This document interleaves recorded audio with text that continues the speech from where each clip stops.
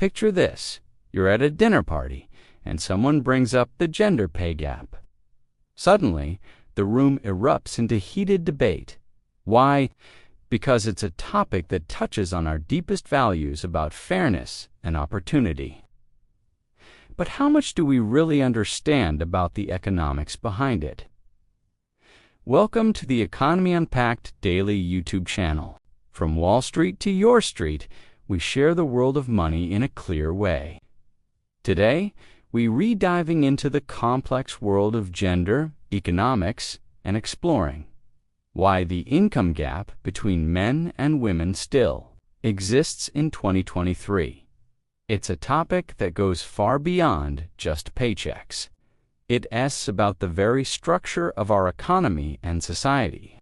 Let's start by clearing up a common misconception. When we talk about the gender pay gap, we're not just referring to equal pay for equal work. That's a legal principle already enshrined in many countries' laws. What we're really discussing is the overall pay gap, the average difference in earnings across all workers, influenced by a multitude of factors. To understand where we are today, we need to look at the past. Women's large-scale entry into the workforce is a relatively recent phenomenon, really taking off in the 20th century. This late start left lasting disadvantages. Even now, women shoulder a disproportionate share of unpaid labor, like childcare and housework, limiting their economic advancement. And let us not forget the decades of structural discrimination that denied women access to education and leadership roles.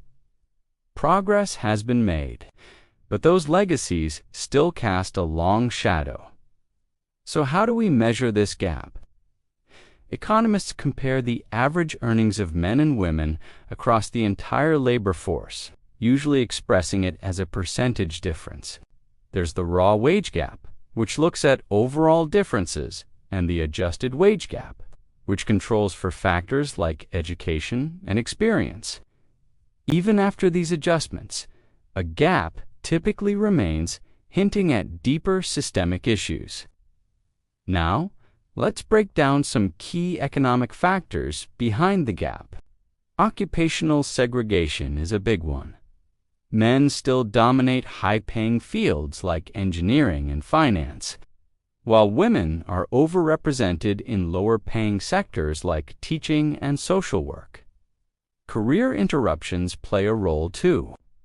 Women are more likely to take breaks for childbearing or caregiving, leading to lost experience and slower career progression.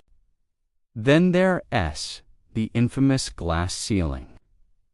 Those invisible barriers that keep women from reaching top leadership positions, even when they're equally qualified. Let's not forget about negotiation dynamics.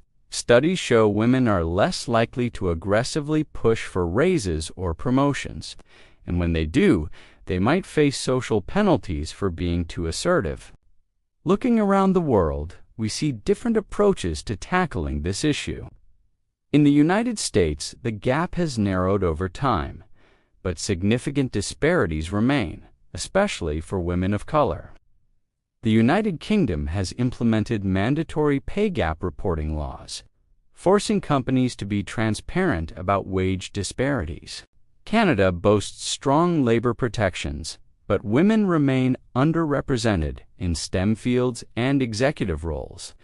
And in Australia, recent legislation requires larger companies to publicly report gender pay data, sparking national conversations. So what can be done? Policy solutions are crucial. We need stronger enforcement of equal pay laws and more transparency in wage practices. Paid parental leave and affordable childcare support can help reduce the career penalties women face for motherhood.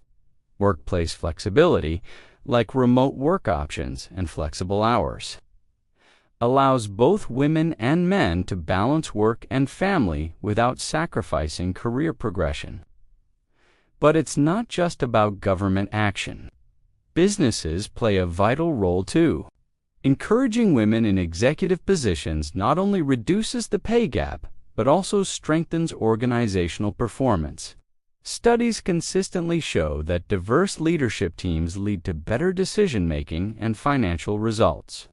Looking to the future, education and upskilling will be key.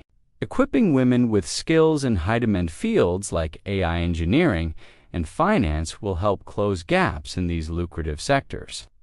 We also need to consider how automation and AI might reshape job categories. This could either reduce or reinforce inequalities, depending on how policies are implemented. Here is a crucial point to remember. Closing the gender pay gap isn't just about fairness. It is an economic imperative. Studies show that narrowing this gap boosts GDP, improves household stability, and drives broader social progress. When women have equal economic opportunities, entire communities benefit. Closing this gap will require collective effort. Governments need to implement and enforce smart policies. Businesses must create inclusive workplace cultures and embrace pay transparency. And as individuals, we all have a role to play in raising awareness and advocating for change. So, what's your take on this complex issue? Have you experienced or witnessed the gender pay gap in your own workplace? Share your thoughts in the comments below. And if you want to stay informed about the economics shaping our world, hit that subscribe button. We'll be back soon with more insights on the future of work, money, and society. Until next time, keep questioning, keep learning, and keep striving for a more equitable economic future for all.